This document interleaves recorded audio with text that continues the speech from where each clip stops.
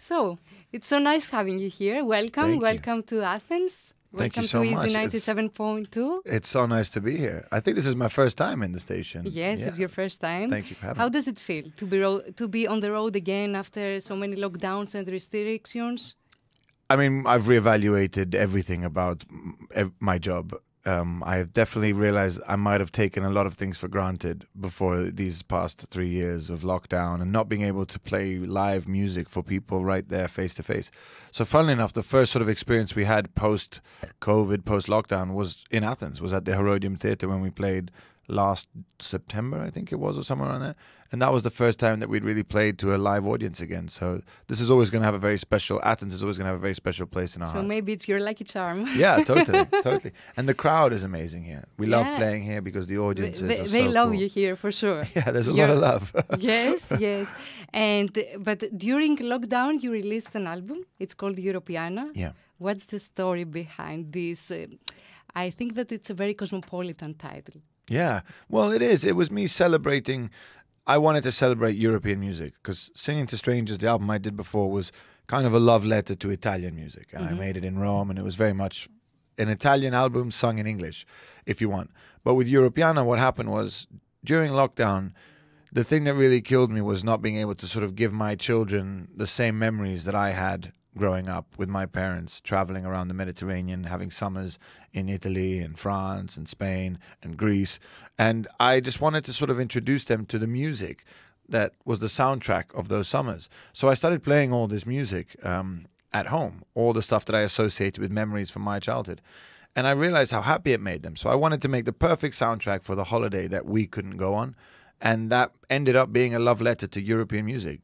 Okay, that's very interesting. Also, your previous album, Singing to Strangers, has a very interesting story. Do you want to share it? Well, the title of this... the title, yes. The title of the album was my daughter. Usually I come home from touring and my children run out the front door and wrap their arms around me, and it's a hero's return. It's a hero's welcome. But one day I came home and nobody came running out, and I walked in and my daughter had a friend over, so she was playing it very cool and not sort of trying to give anything away. And she ran upstairs to her room, and I let it go, but I was heartbroken because I got her this very cool present that I had just given her, that I spent like 3 days trying to find somewhere in Bologna in Italy, or finding the Disney store in Bologna was not easy, but I did. And I was just about to go into her room and sort of say, come on, give me a cuddle, give me a hug. I haven't seen you in ages. And I heard her friend say, what does your dad do that he goes away, all this time and then comes back and brings you all these cool presents? And I thought she was going to say something cool like, I work for Father Christmas, or I work for the FBI. Instead, she just said, I don't know. He goes around the world singing to strangers.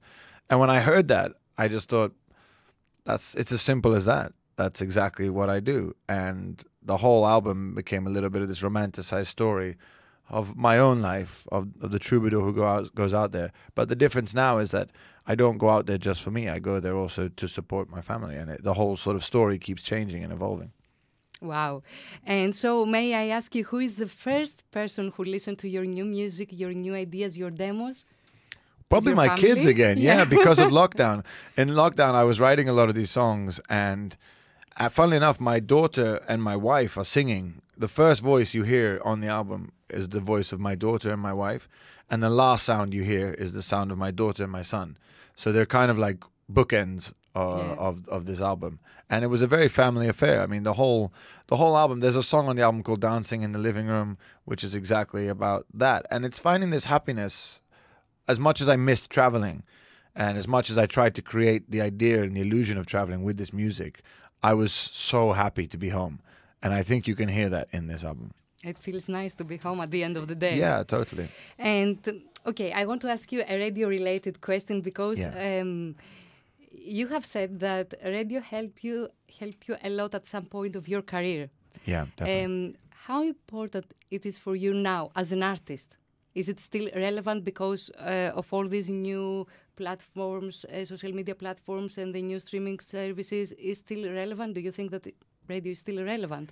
I think radio is very relevant because of people like yourself, because of how it's presented.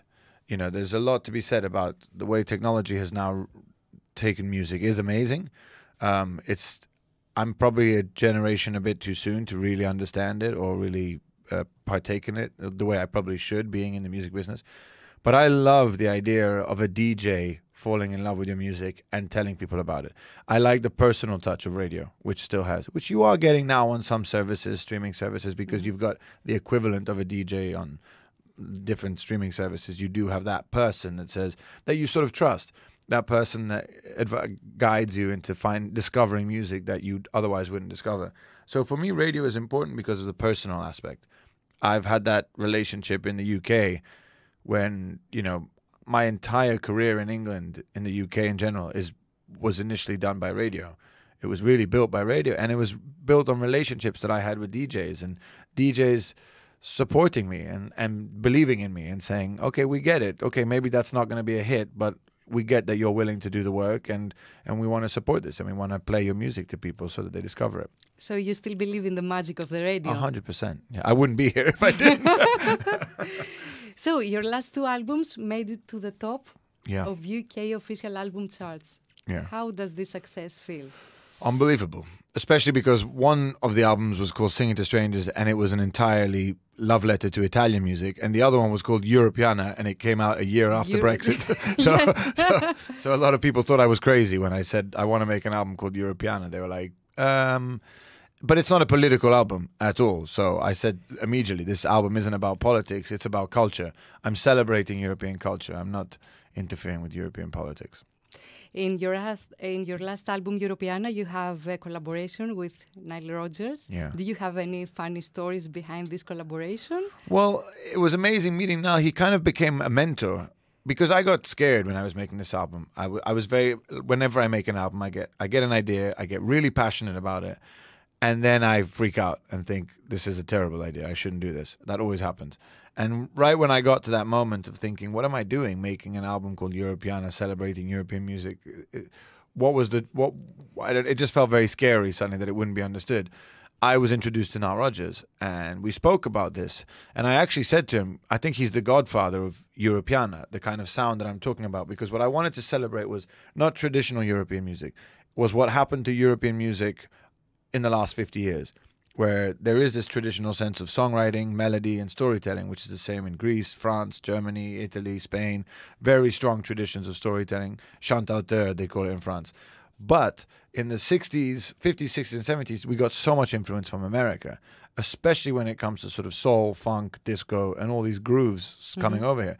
And so all this traditional European music suddenly changed completely, and you got this very groovy European sound, and I really wanted to celebrate that, and Nile Rodgers is kind of responsible for that. He was the godfather of what I call Europiana. So when I told him this, he loved that. He went crazy, and he actually told me that he moved to Italy in the late 60s, early 70s, and he was the musical director for all these discotheques at the time in Italy, in the south of France, and he was teaching all these Italian and French musicians how to play funk and soul and disco. And so he had a real influence on European music. So when I said to him, listen, do you want to do something together for the album? And he said yes. I couldn't believe it. And yeah, working with him is one of the greatest honors of my career. So you met him actually, because a lot of collaborations nowadays, they are made, through social media. Initially it was. I mean, there's another connection on the album. I worked with one of my other heroes, a guy called John Oates from Hall & Oates, one of my favorite bands, duos more than a band. But I wrote to John at 3 o'clock in the morning on Instagram. I'd had too many drinks, and I just wrote, when can we work together, buddy? And the next morning I woke up thinking, oh no, what did I do? I wrote to John. He got back to me, and he said, anytime, here's my number. You never know. Yeah. You never know. Only the brave. Only the brave. So, one last question. Not exactly last, but okay. 40 years from now, an alien comes to Earth and asks, who was Jack Savoretti? Because probably you'll be dead in 40 years from now. Probably. You never know. The way technology is going, who knows? So what would you like us to tell him? What would I like you guys to tell him? Yes, because I'll be alive. You'll still be kicking, for sure. So I'm gone. You're still here. What do we say to aliens? He was a guy that loved to tell stories through music to people. He was a guy that was willing to travel to the end of the world to tell a story, to tell his own story, and to just make people feel something. I don't just want to make people dance. I don't just want to make people cry. I don't just want to make people happy. I want them to feel as much as possible. You make us for sure. Thanks. That's what I feel like my job is to just make, to make people feel things that otherwise they might not allow themselves to feel. It's to create that safe space through music, not through me being there, through the songs, to allow somebody that comfort. When you hear the right song, when you hear the right piece of music, it gives you, I don't know if courage is the word, but it gives you comfort to allow yourself to feel and express feelings that sometimes you just can't do on a day-to-day basis. Even moving, you might think you're somebody that doesn't really dance, and then you hear a certain song and you can't stay still. Yes. It's the exact same thing with your emotions. You might think, no, I'm fine, don't worry. And then you hear a song and you realize, I'm not fine. I've got a lot of pain. I've got a lot of love. I've got a lot of happiness. So I just want to keep being somebody that allows people to acknowledge feelings that they didn't know they had. And singing to strangers, actually, it's an album for your feelings. Totally. They all are for my, it's very brave for you to sing. I mean, that's kind of fundamentally, that was the big question of that album. Is like, why do I do this? That's this. Even in the song, I say, who am I? Why am I doing this? Why do I spend my life singing to strangers? And I think at the end of the day, it is for that connection. I crave connection. So I have 10 small questions for you. In order quick round, fire round. Yes, to know you better. So first thing. Okay. First thing, a concert you attended that you'll never forget. Bob Dylan. My first ever concert was Bob Dylan. Favorite artist? Ooh, that's Lucio Battisti, but I would change that if you ask me in 5 seconds. Okay. Favorite album? Graceland, Paul Simon. Dream collaboration? Clara Luciani. A guilty pleasure music genre? Julio Iglesias. He I love him. He sings about his feelings as well. Totally. He makes me feel things I didn't know I could feel. Favorite movie of all time? The Goonies. Okay. Number 1 TV show on your Netflix account at this moment? Narcos. That wasn't, you weren't expecting that. Yes, because it's not new. No, that's true. Oh, new right now. I mean, I'll have to go with Stranger Things, yeah. Okay, right now, yeah. Dream holiday destination? Greece, of course. First record ever bought, if you remember? I do remember finding Timbuktu, Ali Farka Tour, and Rai Kuda. I liked the cover. I didn't know who they were. I just loved the cover. It was the coolest cover. So do judge an album by its cover because it was the great album. And your lucky charm? My lucky charm? Yeah. I don't have a lucky charm. I think, God, that's a great question. I don't have a lucky charm, but without being too, the idea of my kids is definitely something. I've been a lot luckier since I've had kids. Wow. Yeah. Yeah, that's very sweet. Yeah. No, but it's true. Thank you very much. Thank you so much. It was very nice having you here. Thank you, me too. I wish you all the best for your tour.